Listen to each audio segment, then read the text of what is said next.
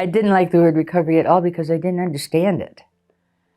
Because when I first started working on, when the recovery movement first entered my world, was like in the very late 1990s, early 2000s, and I was on some committees, and I'm like, oh, give me a break. Nobody recovers from a mental illness. What are you talking about?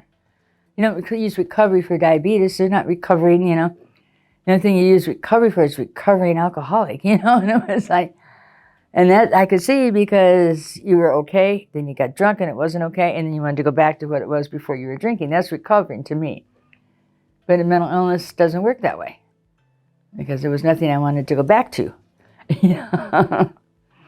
So it was difficult to understand the traditional definition of recovery and how that applied to people with mental illness. I had really struggled with that for a long time. And then it just kind of, as more ideas came and I met with more people, and it was like, I don't know, maybe I'm recovering a lifestyle that I've always wanted, that I've always dreamed about. Not that I ever had.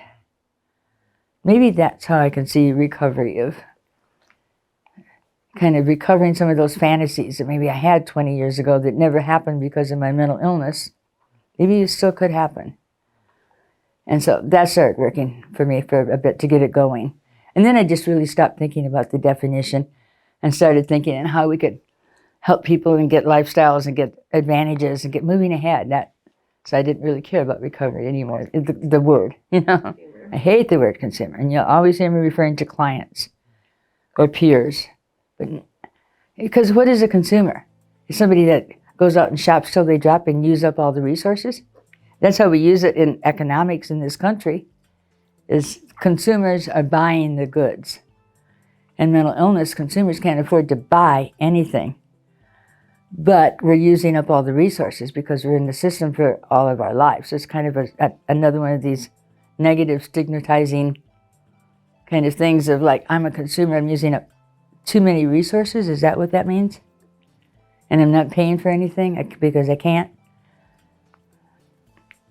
And so I never understood why they wanted to stick that on people that are working in an already stigmatized area.